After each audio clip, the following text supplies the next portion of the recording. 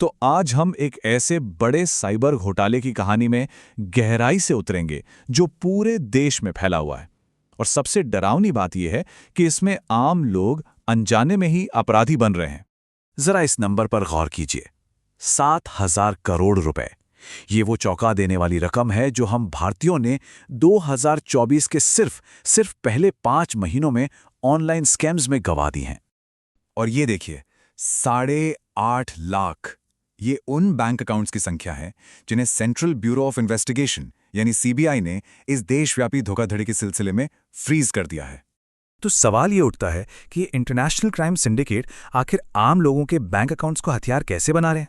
और इसका जवाब हमें ले जाता है इस पूरे खेल के एक बहुत ही अहम लेकिन अनजाने मोहरे के पास, जिसे कहते हैं मनी म्यूल। चलिए अब समझते हैं कि आखिर ये मनी म्यूल होते कौन हैं। सीधी सी भाषा में कहें तो मनी म्यूल वो इंसान है जो जाने अनजाने में थोड़े से कमीशन के लालच में अपना बैंक अकाउंट अपराधियों को इस्तेमाल करने देता है ताकि वो अपना काला धन इधर से उधर कर सकें। और हैरानी की बात यह है कि ये परिभाषा जितनी सरल है, इसके अंजाम उतने ही भयानक हैं।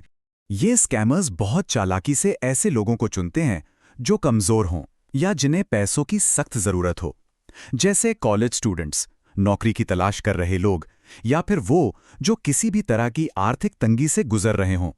आसान पैसे का लालच इन्हें फंसाने का सबसे बड़ा जरिया बनता है।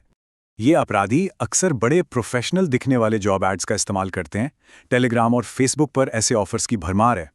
और ये लोगों की भावनाओं से खेलते हैं, खासकर स्टूडेंट्स को, ये कहकर कि वो अपने माता पिता पर बोझ नहीं बनेंगे, खुद कमाएंगे, जो कि एक बहुत बड़ा लालच होता है। और यहीं पर पूरा धोखा छुपा है। एक तरफ दिखाया जाता है कि ये एक आसान सी फाइनेंशियल असिस्टेंट की नौकरी है, बस पैसा आएगा और उसे आगे भेजना है और कमीशन मिलेगा। लेकिन सच ये है कि ऐसा करके वो इंसान एक अंतर्राष्ट्रीय मनी लॉन्ड्रिंग चेन की पहली और सबसे कमजोर कड़ी बन जाता है।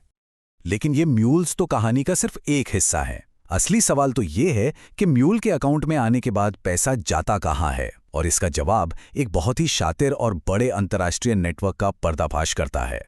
ये पूरी प्रक्रिया 3 स्टेप्स में होती है। पहले स्कैम का पैसा सैकड़ों म्यूल अकाउंट्स में डाला जाता है। फिर उस पैसे को फौरन छोटे छोटे हिस्सों में तोड़कर दर्जनों दूसरे म्यूल अकाउंट्स में घुमाया जाता है। इसे लेयरिंग कहते हैं, ताकि पैसे का असली सोर्स पता ना चले। और आखिर में इस पैसे को क्रिप्टो करेंसी में बदलकर देश के बाहर बैठे मास्टरमाइंड्स तक पहुंचा दिया जाता है। सब कुछ बस कुछ ही घंटों के अंदर। और ये कोई छोटा मोटा गिरोह नहीं है जी, ये एक बहुत ही सोची समझी अंतर्राष्ट्रीय साजिश है जिसका control centre south east Asia में है। थाईलैंड, लाओस और म्यांमार के गोल्डन ट्रायंगल इलाके में बड़ी बड़ी स्कैम फैक्ट्रियां चलती हैं, जहां से अक्सर चीनी ऑपरेटर्स इस पूरे गोरखधंधे को चलाते हैं। जैसा कि जांचकर्ताओं ने बताया है, ये कोई आम क्रिमिनल गैंग नहीं, बल्कि एक कॉरपोरेट कंपनी की तरह काम करता है। सिम कार्ड सप्लाई के लिए अलग टीम, म्यूल अकाउंट संभालने के लिए अलग और क्रिप्टो में पैसा बदलने के लिए अलग, पूरा सिस्टम बना हुआ है। अब बात करते हैं उस भारी कीमत की जो इन मनी म्यूल्स को चुकानी पड़ती है।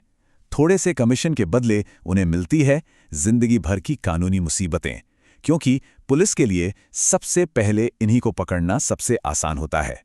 और जब बात कानूनी पछड़ों की आती है ना, तो अरे मुझे तो पता ही नहीं था, ये बहाना बिल्कुल नहीं चलता। अगर किसी के अकाउंट से गलत पैसा गुजरा है तो कानून की नज़र में जिम्मेदारी उसी अकाउंट होल्डर की बनती है। सजा कितनी हो सकती है इसका अंदाजा यहां से लगा सकते हैं। धोखाधड़ी के लिए 7 साल तक की जेल, मतलब कुछ हजार रुपए के लालच में किसी का पूरा भविष्य बर्बाद हो सकता है। और सबसे जरूरी बात जो गांठ बांध लेनी चाहिए, कानूनी सिस्टम में जब तक कोई खुद को बेगुनाह साबित नहीं कर देता, उसे गुनहगार ही माना जाता है। बेगुनाही साबित करने का सारा बोझ उसी इंसान पर आ जाता है। तो इन खतरों को देखते हुए सवाल यह है कि आखिर इनसे बचने के लिए क्या किया जा सकता है, और अधिकारी इस नेटवर्क को तोड़ने के लिए क्या कर रहे हैं। तो खुद को बचाने का तरीका क्या है? Indian cyber crime coordination centre यानी I4C ने इन स्कैमर्स के काम करने के तरीके को पूरी तरह से डिकोड किया है। वो कैसे संपर्क करते हैं, कैसे डरा धमकाकर पैसे वसूलते हैं और कैसे गायब हो जाते हैं, सब कुछ। तो यहाँ कुछ बहुत ही जरूरी और आसान से नियम हैं।